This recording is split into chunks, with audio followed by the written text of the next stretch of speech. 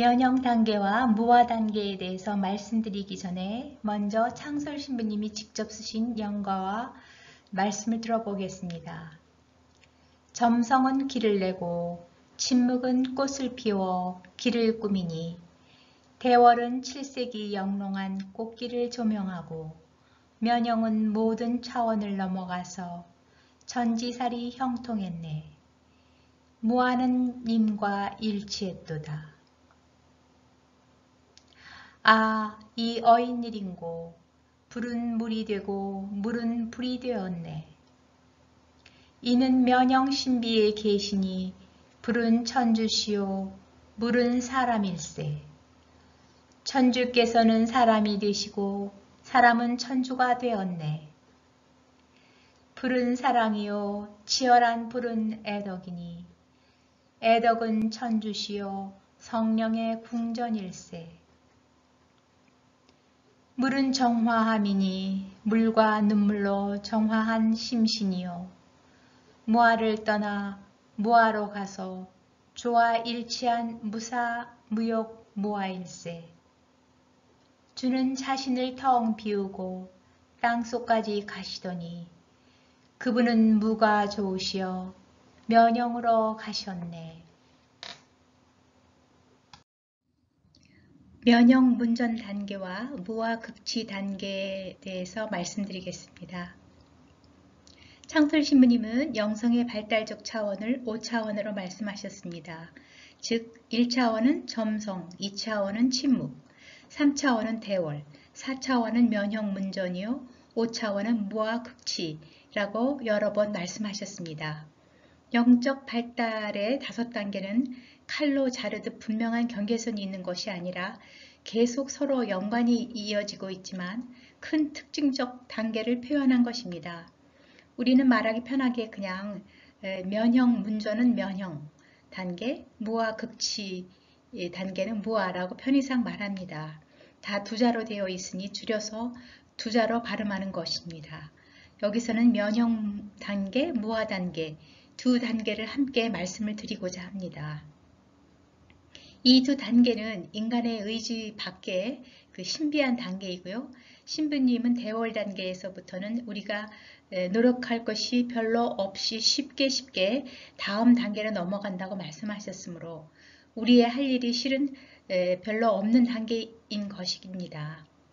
면역 단계와 무화 단계는 비유적으로 대월 단계에서 말씀드린 바와 같이 대월산 정상에서 사랑의 불, 성령의 불 체험과 하느님과의 합의를 이룬 다음 이제 나아가 이제 자아가 완성되었기에 자아를 떠나가는 단계입니다.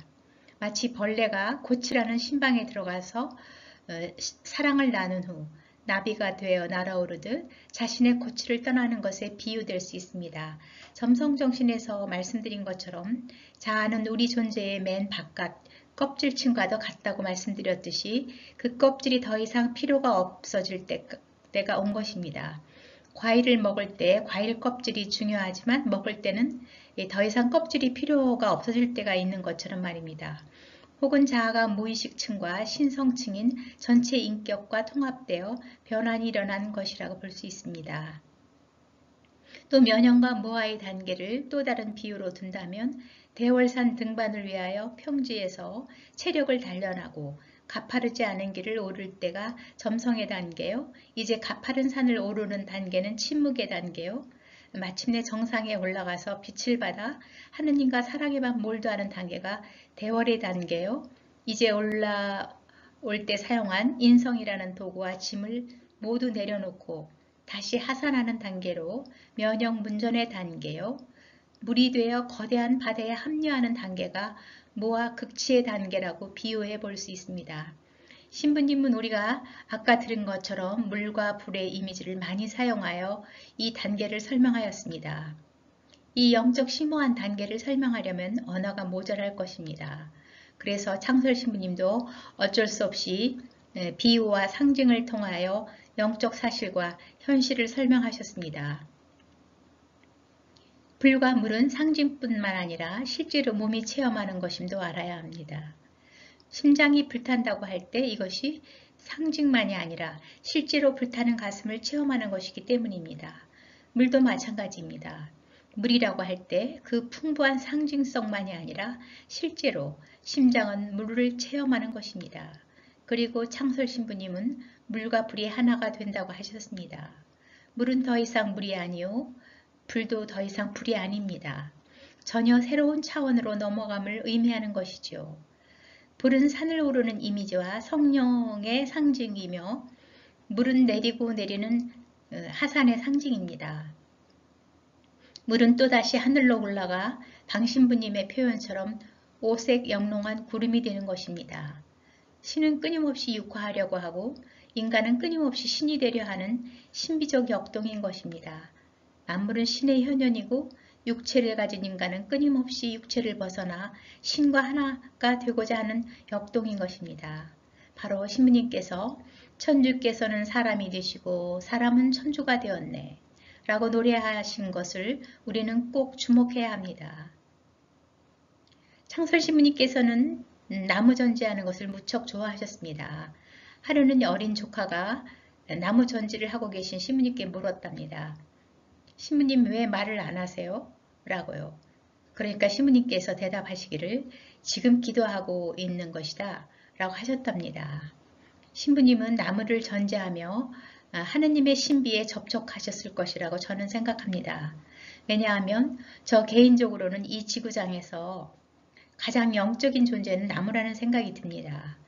인간은 바이러스처럼 우리 지구를 마구 갈취하고 파괴하고 있는데 반하여 나무는 끊임없이 산소를 내뿜으며 지구를 정화하고 살리려고 하고 있습니다.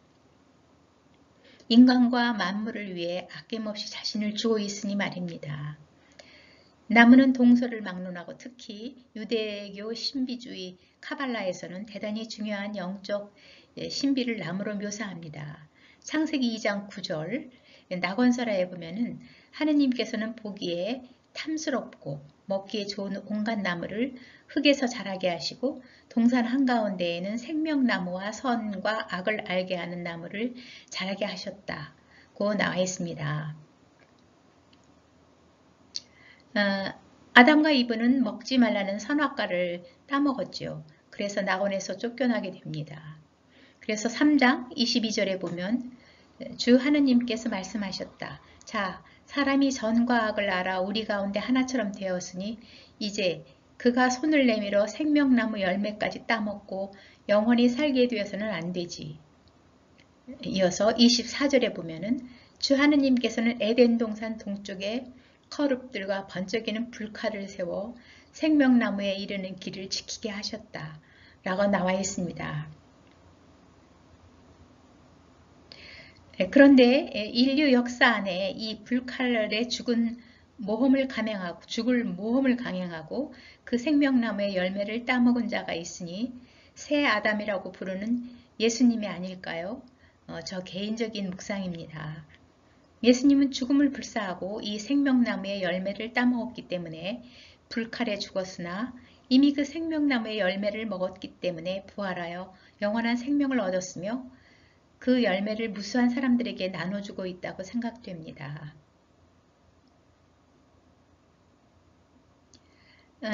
면역 단계에서 신부님이 말씀하시는 것은 인간은 더 이상 시간과 공간의 틀 속에서 사는 존재가 아니라 신이 되는 것입니다. 이제 선악과로 인해서 추락한 인간 존재는 생명나무 열매로 다시 참 생명인 불멸성과 신성을 얻은 것이라고 할 수 있습니다.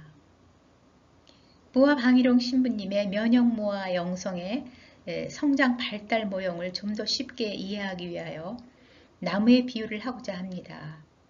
나무에 있어서 뿌리 부분은 점성정신이요, 나무 기둥과 가지는 침묵수련이요, 대월 관상 단계는 꽃이 만발해진 아름다운 나무요, 면역무아는 이 나무의 열매들에 비유해 볼 수 있습니다. 사랑의 결실인 열매는 존재의 또 다른 차원인 변환된 생명으로서 나무라는 자신을 떠나버리고 인간이나 동물 혹은 땅에게 먹힘으로써 존재가 없어집니다. 무가 되는 것이죠. 예수님은 내려가시고 내려가시어 점처럼 작아지시고 결국 돌아가셨습니다. 그러나 영원한 생명이신 주님은 자신을 또 비우시고 밀떡으로 오셔서 성체가 되어 우리에게 먹히시는 것입니다. 예수님은 결국 무가 되신 것입니다. 창설 신부님은 이러한 신적 신비적 과정을 당신 몸소 겪으시면서 면역 단계와 무아 단계에 대해서 말씀하신 것입니다. 우리 가톨릭 영성사의 성인들은 모두 주님과의 합의를 체험한 사람들이었지만 오직 우리 무아 방위룡 신부님만이 성체 신비와 결합하여 성인의 여정은 대월에서 끝나는 것이 아니라 면역 무아 단계까지 가야 한다고 말씀하셨습니다. 이 점이 우리 창설 신부님의 영성이 위대함과 독특함을 지녔다고 말씀드릴 수 있는 것입니다. 이 세상의 모든 가시적 존재들은 불가시적 세계의 상응물이며 상징물이라고 본다면 나무는 이렇게 영적 세계의 풍부한 의미를 상징해주고 있습니다. 꽃이 암술과 수술의 합일로 인해 열매가 열리는 것처럼 대월 단계에서 하느님과 사랑의 합일에 의해 맺힌 열매가 면역무아인 것입니다. 이 생명나무의 풍성한 열매는 인류 공동체를 먹여 살리는 생명의 열매라고 할 수 있습니다. 우리 사부님의 성인 모형은 면역무아인데 예수님이 물을 포도주로 만든 그 변환을 실제로 실현하는 것이며 술이 다른 이들과 나누어 마실 음료인 것처럼 하느님은 빵이 되어 우리에게 먹히시고 우리도 면역무아 빵이 되어 다른 이들에게 영적 생명, 새 생명을 위해 먹히는 빵, 생명나무의 열매가 되는 여정에 대해 가르치고 있는 것입니다.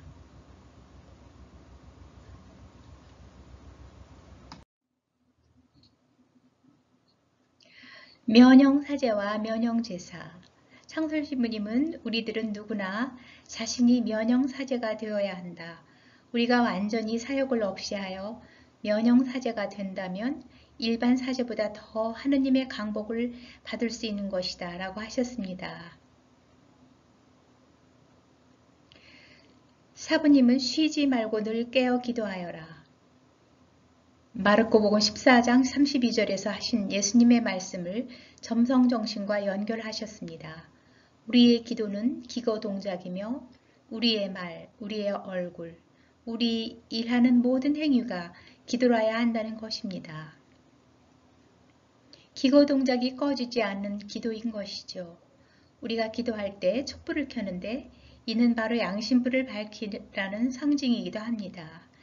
이 양심불이 꺼지지 않도록 유지하며 내 전부가 기도가 되라는 초대이죠. 신부님은 이 점성기도의 바탕 위에 영적 제사를 드려야 함을 강조했는데요. 요한복음 4장 19절의 말씀을 들어봅시다. 그러나 진실하게 예배하는 사람들이 영적으로 참되게 아버지께 예배를 드릴 때가 올 터인데 바로 지금이 그때이다. 아버지께서는 이렇게 예배하는 사람들을 찾고 계신다. 하느님은 영적인 분이시다. 그러므로 예배하는 사람들은 영적으로 참되게 하느님께 예배드려야 한다. 라고 한 예수님의 가르침을 실현하려고 했던 것입니다. 고대 사회에서는 하느님께 예배드릴 때 동물을 죽여 희생제사를 드렸지요. 그리고 예루살렘에 가서 예배해야 한다. 혹은 저기 가서 해야 한다 등 장소 개념을 가지고 따지고 있었습니다. 하느님은 어디나 계시고 내 안에 계심으로 이런 개념에서 벗어나라는 예수님의 가르침은 그 당시 획기적인 가르침인 것입니다. 제사의 제물은 더 이상 동물의 희생이 아니고 내 마음, 내 전 존재를 드리는 영적 예배를 드리라는 것입니다. 예수님은 실제로 못 박혀 죽음으로써 자신을 희생하여 하느님의 제물이 되었으며 동시에 자신의 전 존재를 바치는 새로운 영적 제사의 모상이 되신 것입니다. 이러한 모습은 하느님을 믿는 백성들이 구약의 전통에서 벗어나 새로운 영적 세계로 비약하게 만든 획기적인 가르침인 것입니다. 방신부님은 이러한 예수님의 예배와 제사에 대한 가르침을 더 확대하였습니다. 이것이 바로 면형제사와 면형사제에 대한 가르침입니다. 면형사제가 드리는 제사가 면형제사인데요. 이 면형제사와 면형사제도 우리 창설신부님의 독특한 가르침입니다. 전통적인 사제는 남자만 그리고 교회가 인정한 사람만 할 수 있는 것이지만 우리 신부님은 이런 모든 통념에서 벗어나기를 원하셨죠. 신부님은 최고의 면형사제는 성모 마리아라고 하면서 성모 마리아를 본받을 것을 강조했는데요. 베들레헴이라는 말은 빵집이라는 말이라고 합니다. 마리아는 빵 만드는 빵집이여 주인이며 예수를 낳아 길러 결국 성체가 되게 하셨기 때문입니다.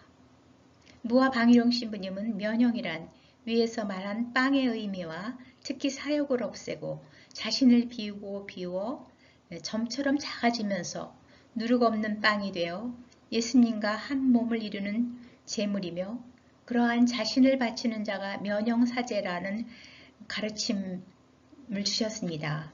예수님처럼 스스로 제물이 되며 동시에 사제의 정체성을 갖는 것입니다. 무사, 무역, 무화가 드리는 제사는 영원한 제사이며 영혼의 자녀들을 창조해내고 영원한 사제직에 참여하게 되는 것이야말로 예수님이 원하는 영적인 참다운 예배를 드리는 것입니다. 면형사제는 남녀노소 누구나 사제가 될 수 있으며 출신 가문이 필요 없고 교육과 지식이 없어도 하느님께서 자신을 봉헌하는 영적 제사를 드릴 수 있다는 가르침입니다. 누구든지 무화하는 만큼 면형사제가 되어 영원한 사제직에 참여하는 것입니다. 요즘에 와서 면형사제의 개념이 좀 흐려지는 듯한 느낌이 드는데요. 우리 신부님이 가르쳤던 면형사제는 특히나 평신도들, 특히 평수사, 수녀들에게 강조를 하였던 것입니다. 누구나 일상에서 순간순간 영적 예배, 즉 면형제사를 드리면 누구나 면형사제가 될 수 있다는 본래의 의미를 되찾아야 한다고 생각합니다. 우리 한국 순교 복자 성직수도회의 수사이신 이팔종 수사님의 1998년 순교의 맥에 실린 글을 소개하고 싶습니다. 나는 이 가르침에 크게 감동되어 마음을 굳혔다. 내가 성인이 된다는 것은 감히 생각할 수 없었으나 면형사제가 되는 것은 쉽게만 느껴졌다. 미소하고 미천하고 남들이 시시하다고 생각하는 일들을 초성한 지향으로 하느님 사랑으로 행하면 된다는 그 말씀, 또 배운 것 없고 가정도 보잘것없어 내세울 게 도무지 없는 나 같은 사람은 이 길만이 갈 길이다 라는 생각이 들었다 라고 고백한 글이 우리에게 울림을 줍니다. 우리 신부님이 집전하는 미사에서 가장 인상적이고 기억에 남는 것은 말씀의 전례가 끝나고 봉헌하는 시간이 있는데요. 주일에는 이 시간에 신자들이 헌금을 하러 제대 앞으로 나갑니다. 평일에는 헌금을 하지 않잖아요. 그런데 우리 상설 신부님은 이 예물봉헌 시간에 수녀들을 전부 앉게 한 다음 신부님은 가져오시오 라고 늘 말씀하셨어요. 수녀님들은 제대 앞으로 나아가지는 않지만 침묵으로 각자 마음으로 정성껏 준비한 예물을 봉헌하는 시간인 것이죠. 이 부분은 다른 신부님들의 미사에서는 볼 수 없는 부분입니다.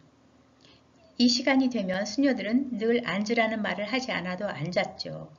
우리 신부님의 이 독특한 전례 행위는 전체 미사를 흐트러 놓지 않으면서도 봉헌과 미사의 의미를 풍부하게 살리는 예절을 삽입하셨던 것입니다. 미사가 아침에 일회적으로 하는 전례가 아니라 하루 종일 일상에서 영적 예물을 준비하여 면형사제로서 면형제사를 늘 올리기를 원했으며 미사 때 이를 표현하도록 했던 것입니다. 이숙자 수녀님의 글을 읽어드리겠습니다.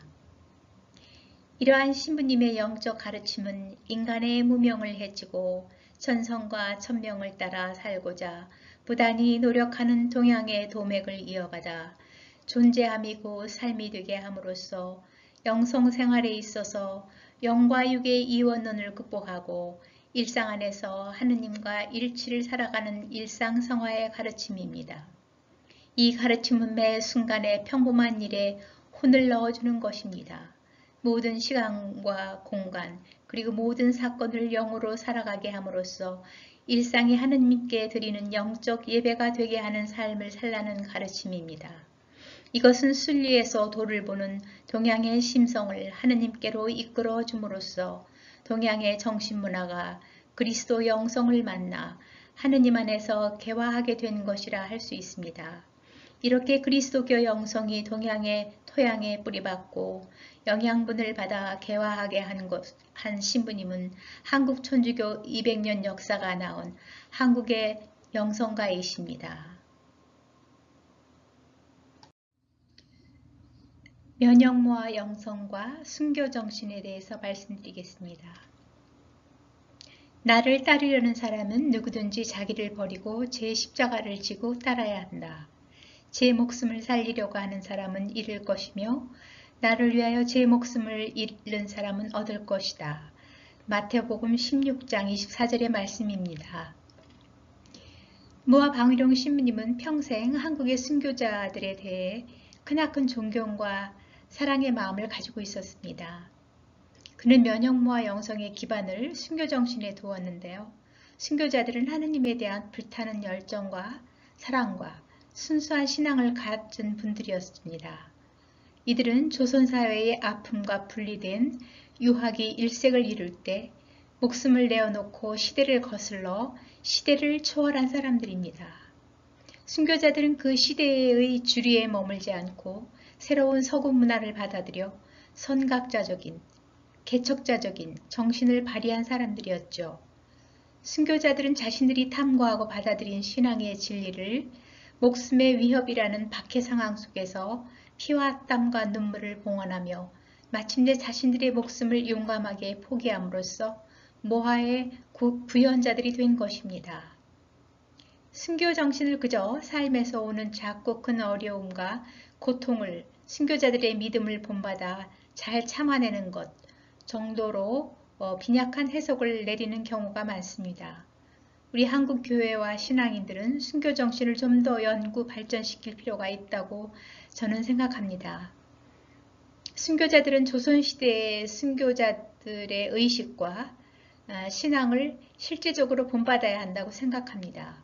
무엇보다 그들은 시대를 거스르며 하느님께 대한 믿음으로 비주류로 물러나고 반역으로 몰리게 되는 것을 받아들인 용감한 사람들이고 선각자들이었습니다.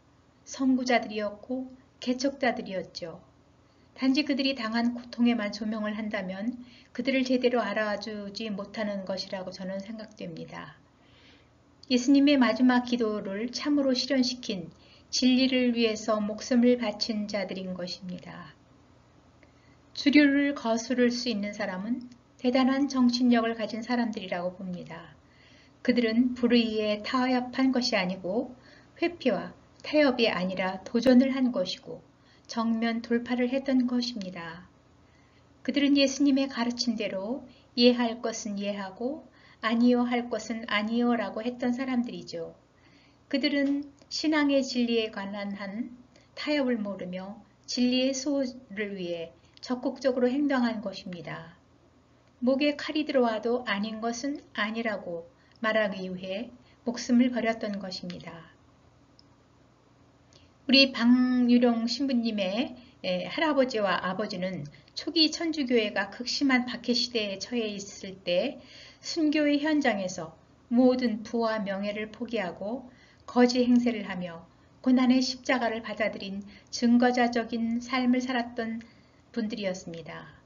우리 신부님은 이들로부터 직접적으로 신앙교육을 받았던 사람으로서 골수에 체득된 순교 정신을 갖고 있다고 볼 수 있습니다.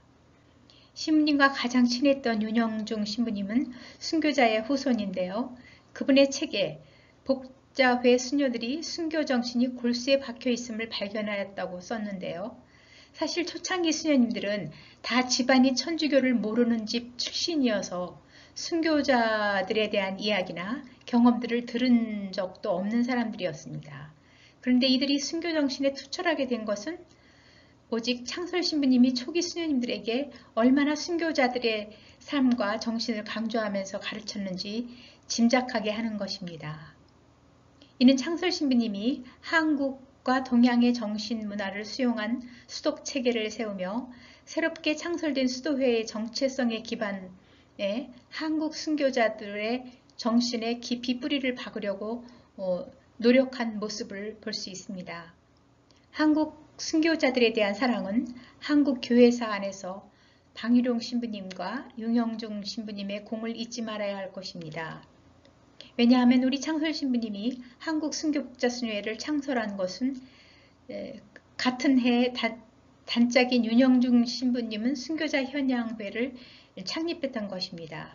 이때가 바로 우리나라 최초의 사제 김대관 안드레아 신부님 순교 100주년 되던 때 쌍둥이처럼 붙어 다녔던 두 사람은 한국교회의 순교정신 함양이라는 큰 일을 함께 해냈던 것입니다.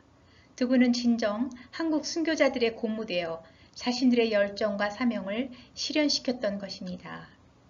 우리 사부님은 한국교회가 백사함이 성인이 탄생하기 오래전부터 초창기 수녀들이 종신서원을 바랄 때 그들에게 순교자들의 이름을 수도명으로 주었습니다. 전통적으로 성인의 이름을 따르는 것이 교회의 전통인데요. 우리 신부님은 순교 복자들의 이름을 저희 수녀들에게 주었던 것입니다. 이를 보더라도 얼마나 한국 순교자들에 대한 애정과 존경을 가지고 있었는지 우리는 너끈히 짐작할 수 있습니다. 아마도 미래의 성인품에 오를 것이라고 확신을 하셨을 수도 있겠지요. 아니면 성인품에 오르든지 아니든지 상관없이 우리가 신앙의 모범을 삼아야 하는 분들이기에 그렇게 했을 수도 있습니다. 참으로 용맹소신 있는 태도라고 생각되어집니다. 순교자들은 가톨릭 교회 안에서 독특한 위치를 차지하고 있죠. 그들은 진리를 위해 목숨을 바친 예수님과 그의 제자들의 삶의 모범을 따라 자기를 초월하여 자기를 용감하게 버리고 죽음을 향해 돌진하는, 즉 무아를 극명하게 보여준 사람들입니다. 우리 창설 신부님은 면역무아 영성을 창안하면서 우리 순교자들을 많이 생각하셨던 것 같습니다. 순교정신은 성경에 나오는 말씀, 죽음이 죽음이 아니라 새로운 삶으로 옮아가는 것이다 라는 가르침과 나를 위하여 누구든지 자기 목숨을 잃는 이는 오히려 얻을 것이다 라고 하신 예수님의 말씀을 구현한 사람들이죠. 그래서 용감하게 이승의 허물을 벗어버리고 영원한 생명 속으로 돌진하여 들어간 사람들입니다.